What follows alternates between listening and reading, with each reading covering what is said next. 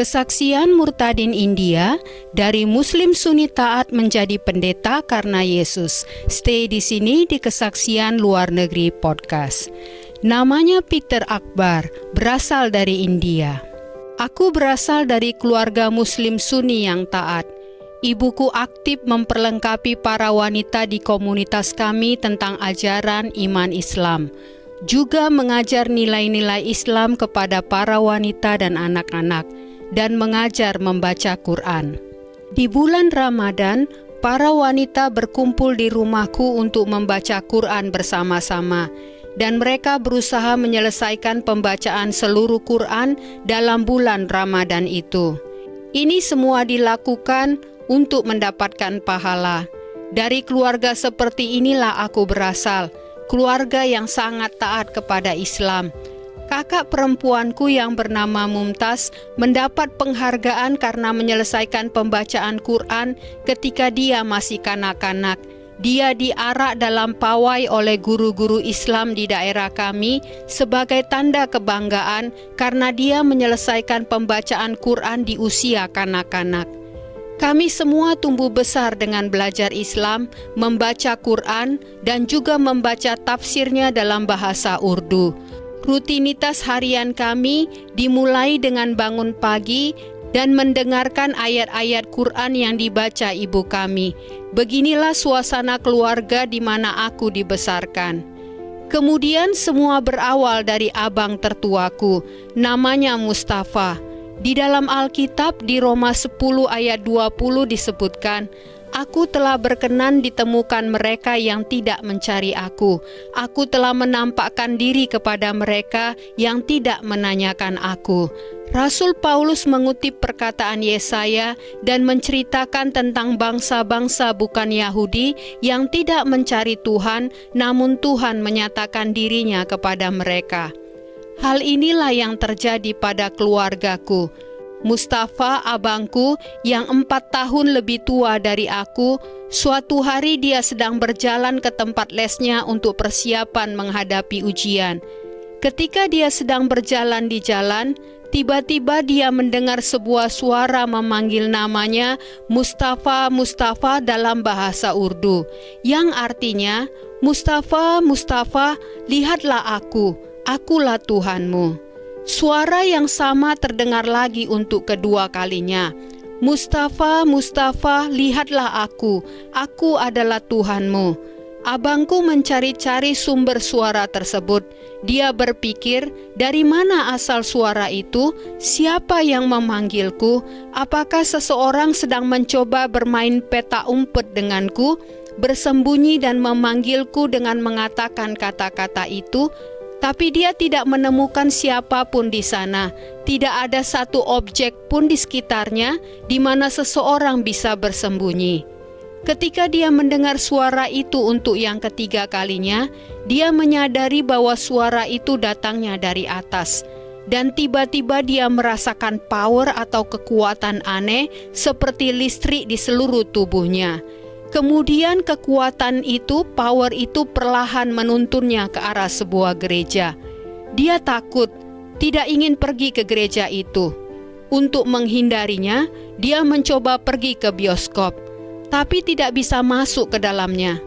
Dan kemudian dia mencoba untuk memasuki sebuah masjid, tapi entah kenapa dia tidak bisa masuk ke dalam masjid itu. Kemudian dia berbalik dan berlari menuju arah rumah kami. Tetapi arah kakinya berlari berubah. Kekuatan atau power yang ada di seluruh tubuhnya itu mendorongnya untuk pergi ke sebuah gereja yang pendetanya saat itu sedang berkhotbah tentang Yesus Kristus. Mustafa tidak bisa melawan power yang menuntunnya untuk pergi ke gereja itu. Sejak kecil kami diajari untuk tidak pergi ke gereja, untuk tidak berhubungan atau berteman dengan orang Kristen, karena orang Kristen itu mengikuti kitab yang tidak otentik, tidak asli. Orang Kristen itu bukan pengikut Tuhan yang benar. Jadi kami tidak boleh mengikuti orang Kristen, tidak boleh ada di sekitar gereja, tidak boleh menyentuh Alkitab.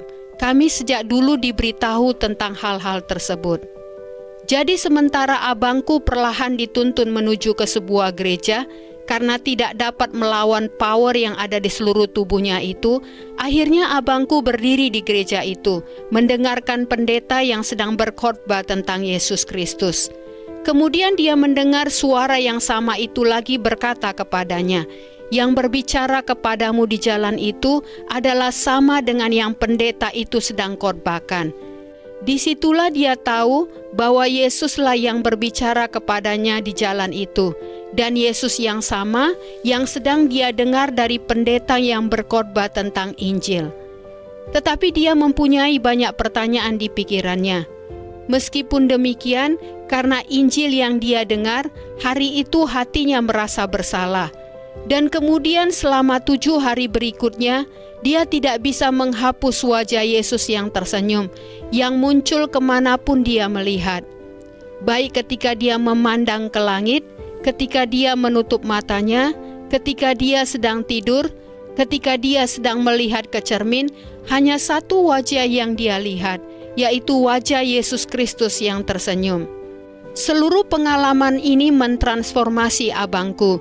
Kemudian dia mendapatkan sebuah Alkitab dan mulai membacanya secara diam-diam di rumah. Dia tidak lagi pergi dengan kami ke masjid untuk salat. Dia tidak lagi ikut melakukan ritual Islam yang biasa kami lakukan. Dan keadaan ini mengejutkan kami semua, bahwa abang kami mengikuti kekristenan. Dia mengikuti Yesus Kristus. Jadi ketika kami mengetahui hal ini, rumah menjadi tempat pertengkaran. Setiap hari terjadi perdebatan sengit di rumah antara Islam dan Kristen, antara Yesus dan Muhammad. Ibu kami membaca ayat-ayat Quran dengan menangis dan berusaha menjelaskan kepada abangku. Sementara dari abangku, dia menceritakan tentang Yesus Kristus. Perdebatan seperti ini berlangsung terus di rumah kami. Aku berkata kepada abangku, "Aku tidak ingin menyebutmu abang lagi, karena engkau telah menjadi seorang kafir. Aku tidak mengerti kenapa engkau dilahirkan di dalam keluarga kita, karena engkau sekarang membawa aib bagi nama keluarga kita." Seiring waktu, Tuhan menunjukkan anugerah-Nya. Setiap kali abangku berdoa kepada Yesus Kristus untuk orang-orang sakit, mereka sembuh. Bahkan orang-orang dengan sakit tumor, kanker, ketika abangku berdoa kepada Yesus, orang-orang tersebut sembuh. Ketika hal-hal seperti ini terjadi, ini membuat kami sangat heran, karena merupakan sesuatu yang baru bagi kami. Ibuku biasa berdoa untuk orang-orang sakit. Ibu membaca sebuah ayat dari Quran yang disebut ayat kursi, dan kemudian ibu mengembuskan nafasnya ke wajah orang sakit. Tapi tidak ada yang terjadi, orang sakit tidak sembuh. Tapi ketika abangku berdoa kepada Yesus untuk orang-orang sakit, orang-orang tersebut sembuh. Suatu hari bibiku, sepupu ibuku, datang ke rumah kami. Dia sedang sakit pendarahan. Menstruasinya tidak kunjung berhenti, yang membuatnya jadi sangat lemah. Dia kelihatan sangat sekarat. Dia datang ke rumah kami, berharap ibuku bisa membawanya ke dokter yang bagus. Waktu itu ibuku berkata kepadanya, "Anakku Mustafa, ketika dia berdoa kepada Yesus Kristus untuk orang-orang sakit, orang-orang tersebut menjadi sembuh. Kenapa tidak meminta dia untuk berdoa untukmu?" Kemudian bibiku mendatangi abangku dan berkata kepadanya, "Anakku, aku mengalami pendarahan yang tidak kunjung berhenti. Aku sudah kehilangan begitu banyak darah. Menstruasiku tidak berhenti, dan sepertinya ajalku sudah dekat. Bisakah engkau berdoa untukku?" Waktu itu aku berkata kepada bibiku, "Mengapa bibi memintanya untuk berdoa untuk bibi? Sebaiknya pergi saja ke dokter yang bagus. Doa-doa seperti ini tidak akan menghasilkan apa-apa. Bibi harus pergi menemui dokter." Tapi bibiku bersikeras meminta abangku untuk mendoakannya. Akhirnya abangku setuju dan berkata, "Baiklah, aku akan berdoa untuk bibi." Kemudian bibiku berlutut dan abangku meletakkan tangannya atas bibiku dan berdoa kepada Yesus Kristus. Saat abangku berdoa kepada Yesus, tiba-tiba bibiku jatuh ke lantai dan bibi mulai berteriak-teriak dengan berkata, "Aku tidak akan meninggalkan perempuan ini. Aku tidak akan meninggalkan perempuan ini." Abangku bertanya, "Siapakah engkau dan mengapa engkau masuk ke dalam perempuan ini?" Roh jahat yang ada di dalam perempuan itu menjawab, "Aku adalah roh jahat ini dan ini. Seseorang mengutusku untuk memasuki perempuan ini, dan akulah yang menyebabkan dia sakit. Aku akan membunuhnya dengan sakit ini." Abangku langsung berkata kepada roh itu, "Dalam nama Tuhan Yesus Kristus." Ketika abangku memperkatakan nama Tuhan Yesus Kristus, bibiku terlihat seperti ketakutan. Dia tutup telinganya karena tidak mau mendengar nama Yesus. Abangku berkata lagi, "Dalam nama Tuhan Yesus Kristus, aku perintahkan engkau keluar dari perempuan ini."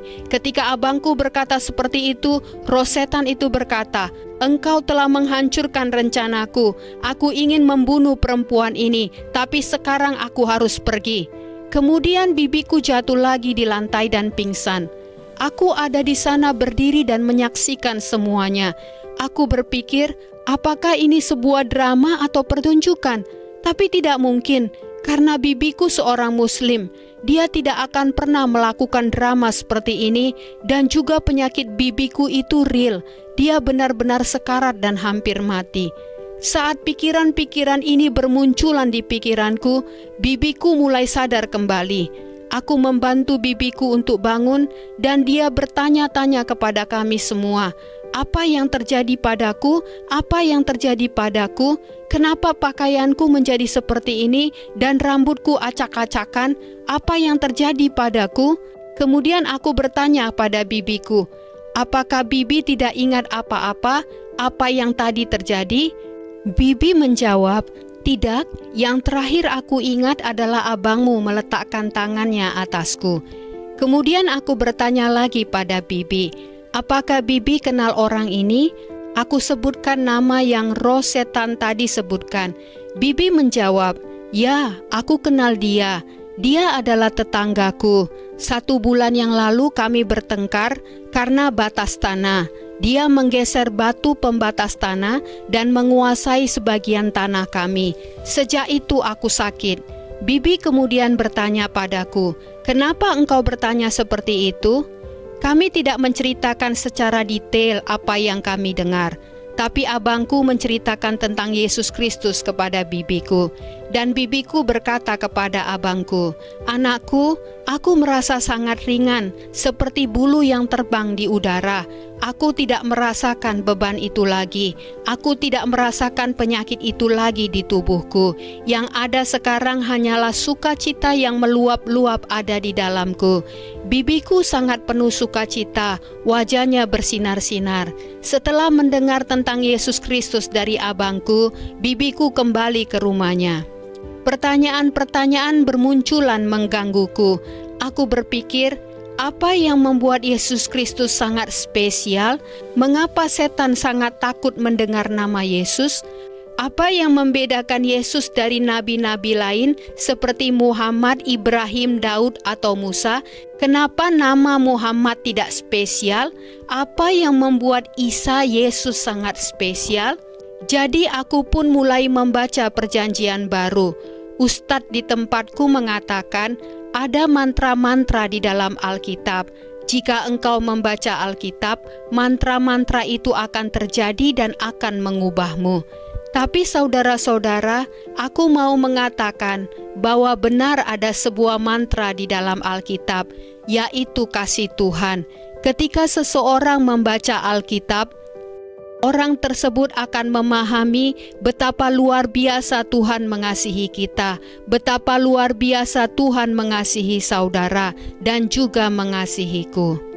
Ketika aku membaca Perjanjian Baru, semua pertanyaanku seperti mengapa Yesus Kristus sangat spesial, mengapa iblis atau setan sangat takut akan nama Yesus terjawab. Aku membaca di dalam Alkitab bahwa Yesus mengusir setan-setan, dan tidak hanya Yesus memberikan otoritas kepada murid-muridnya, dan di dalam nama Yesus, setan-setan itu pergi ketakutan. Kemudian di Filipi aku membaca bahwa Bapa Surgawi sangat meninggikan anaknya Yesus, dan Bapa memberikan kepada Yesus nama di atas segala nama, supaya dalam nama Yesus bertekuk lutut segalanya dan segala lidah mengaku Yesus Kristus adalah Tuhan. Dengan membaca Alkitab, banyak yang jadi ku mengerti, tetapi masih banyak pertanyaan-pertanyaan. Seperti, sebagai seorang Muslim, aku tidak percaya bahwa Alkitab itu otentik atau asli. Yang aku tahu, Alkitab itu sudah tidak asli lagi, sudah berubah. Tetapi aku berpikir, kalau Alkitab itu sudah berubah, mengapa ayat-ayat ini seperti Yesus memberikan otoritas kepada murid-murid, kemudian ada kuasa di dalam nama Yesus terjadi atau digenapi di depan mataku? Dan ketika aku membaca Alkitab, banyak pertanyaan muncul di pikiranku, seperti Yesus tidak disalibkan. Menurut Quran, Yesus tidak dibunuh atau tidak disalibkan, tapi digantikan oleh orang lain. Jadi itulah yang orang Muslim percayai. Pertanyaan-pertanyaan ini membuatku melakukan penelitian sendiri untuk mencari tahu tentang kematian Yesus Kristus. Kalau Yesus diangkat oleh Allah, tidak ada seorang pun tahu tentang ini, bahwa Yesus diangkat oleh Allah, yang artinya tidak ada saksi mata. Kemudian baru hanya setelah 600 tahun kemudian, seseorang yaitu Muhammad menyatakan bahwa Yesus tidak disalib, tapi orang lain yang disalib menggantikan Yesus. Aku mulai menyadari bahwa orang yang mengatakan bahwa bukan Yesus yang disalib, yaitu Muhammad, orang tersebut bukanlah saksi mata. Ketika aku menyelidiki tentang pertanyaan akan kematian dan kebangkitan Yesus Kristus, Injil menunjukkan begitu banyak bukti sejarah yang menguatkan mengenai kematian dan kebangkitan Yesus Kristus. Tetapi tidak ada satupun bukti yang mendukung pernyataan Quran yang menyatakan Yesus digantikan oleh orang lain.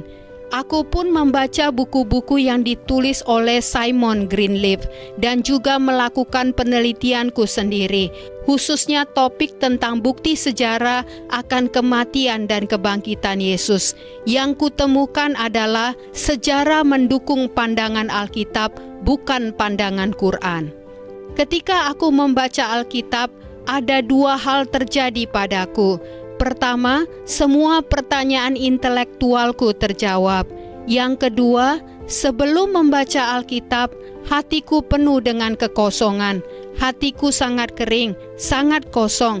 Tidak ada kepastian akan hidup kekal.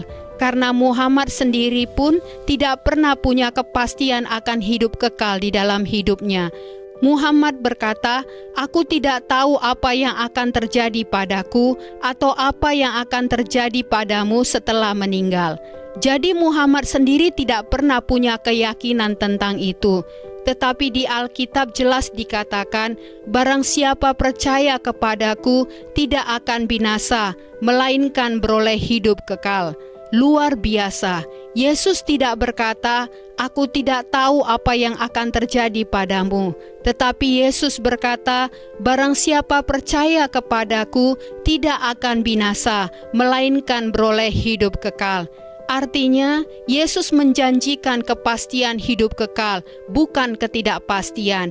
Dan Yesus juga berkata, "Aku mati di kayu salib untuk menebus dosa manusia. Barang siapa yang percaya tidak akan binasa."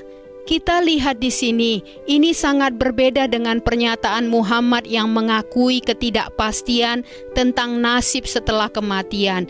Dia berkata, "Aku tidak tahu apa yang terjadi padamu. Aku juga tidak tahu apa yang akan terjadi padaku." Jadi ketika membaca Alkitab, hatiku yang kosong dipenuhi oleh kasih Tuhan. Tuhan mengasihi kita tidak hanya dengan kata-kata, bukan melalui puisi atau mitos, tapi Tuhan mengasihi kita melalui sejarah dan waktu. Dengan jalan datang ke dunia dan mati di kayu salib untuk kita dan menebus dosa kita. Dia dihukum hukuman yang seharusnya kita yang terima dan mati untuk menebus kita melalui Yesus Kristus, dan hanya melalui Yesus Kristus satu-satunya jalan keselamatan. Tidak ada nama yang lain di mana manusia dapat diselamatkan, hanya di dalam nama Yesus. Siapapun yang percaya kepada Yesus Kristus, dosa-dosanya akan diampuni, akan memiliki hidup kekal, akan memiliki kepastian akan hidup kekal, dan tidak akan dihukum. Ketika aku menyadari kebenaran ini, akhirnya aku menjadi pengikut Kristus yang terjadi pada tahun 1998. Kemudian aku dan abangku Mustafa, kami mendirikan gereja. Selain itu, aku bekerja sama dengan pelayanan Injili Internasional selama beberapa tahun, menampilkan film Yesus ke desa-desa dan suku-suku terpencil, melakukan panggilan altar, dan memberitakan Injil kabar baik. Begitulah kami mendirikan gereja-gereja di sini. Kemudian suatu hari, ibuku berdoa. Dalam doanya dia menanyakan kepada Tuhan, "Tuhan, yang manakah kebenaran yang sesungguhnya? Apakah Islam yang benar, Islam yang kuikuti sejak masih kanak-kanak, atau apa Injil kabar baik yang dikhotbahkan anak-anakku yang benar?" Dan kemudian ketika ibu berdoa itu, dia melihat sebuah penglihatan. Dalam penglihatan itu, dia melihat Yesus disalib dan darah mengalir dari luka-lukanya. Dan ibuku mendengar suara, "Aku mati untukmu." Penglihatan ini mengubah hidup ibuku dan dia menjadi pengikut Kristus. Tentang ayahku, suatu hari ayahku pulang dengan kaki bengkak dan aku bawa ayahku ke dokter. Dokter mendiagnosis sakitnya itu kaki gajah dan mengatakan tidak ada obat untuk sakit itu. Kami menyadari bahwa Tuhan sedang bekerja dalam hidup ayahku. Aku dan abangku, kami berdoa untuk ayah kami, dan dalam 3 hari ayahku sembuh. Kulit bagian luar dari kaki yang sakit kering dan mengelupas, dan kakinya kembali normal. Dan dalam minggu yang sama, ayahku kemudian dibaptis. Sekarang ayahku seorang penginjil, ibuku juga seorang penginjil. Ayah dan ibuku memberitakan Injil kabar baik. Abangku yang kedua bernama Mebum juga akhirnya mengenal dan percaya kepada Kristus. Adik-adik perempuanku juga akhirnya mengenal Yesus Kristus. Adik-adik iparku pun percaya kepada Yesus Kristus. Sekarang seluruh keluargaku melayani Tuhan. Anak-anak dari adik perempuanku pun terlibat dalam pelayanan. Pada tahun 2005, Tuhan memimpinku untuk pergi ke Mumbai dari Hyderabad yang merupakan bagian selatan India. Di Mumbai, aku menjadi dosen logika yang mengajari mahasiswa-mahasiswa hukum dan juga menjadi dosen filsafat barat dan filsafat India. Selain itu, aku juga menggembalakan sebuah gereja yang bernama Grace Community Fellowship di Santa Cruz East, Mumbai. Inilah perjalanan di mana Tuhan mentransformasi dengan cara luar biasa seluruh keluargaku. Ketika orang-orang Muslim mengetahui bahwa kami percaya pada Kristus, mereka secara terbuka menyebut nama-nama kami di doa massal di hari raya Ramadan.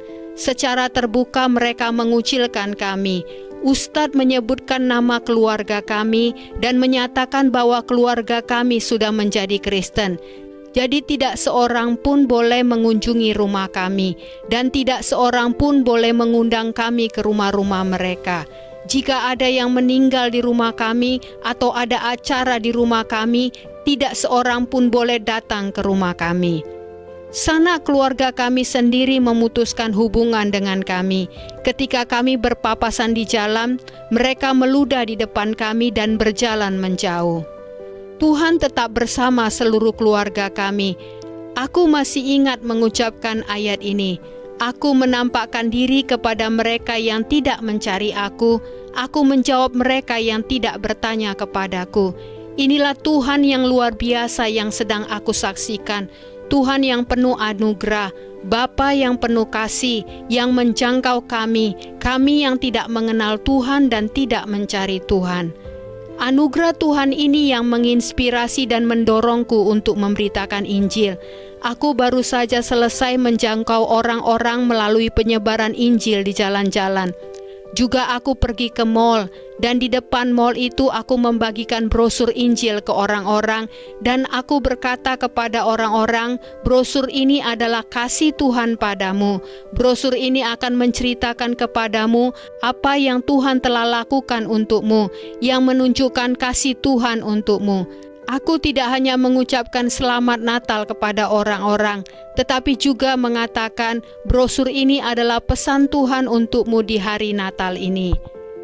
Bersama tim baru-baru ini kami mengunjungi rumah sakit tuberkulosis dan memberitakan kasih Kristus kepada para pasien. Setiap hari Kamis, kami pergi ke jalan-jalan di Mumbai menceritakan kasih Tuhan kepada orang-orang. Tanggung jawab kitalah untuk membawa terang Injil kepada mereka yang terbelenggu dalam kegelapan. Karena Injillah yang membebaskan orang-orang dari kegelapan, dari kekuasaan musuh, dari kebutaan rohani, dan hanya Injillah yang memberikan harapan hidup kekal. Jadi jangan pernah kita abaikan atau lalai memberitakan Injil. Kita beritakan Injil pada orang-orang Muslim, kita ceritakan kasih Tuhan pada mereka. Konsep membayar dosa dengan melakukan perbuatan-perbuatan baik ada dalam beberapa agama.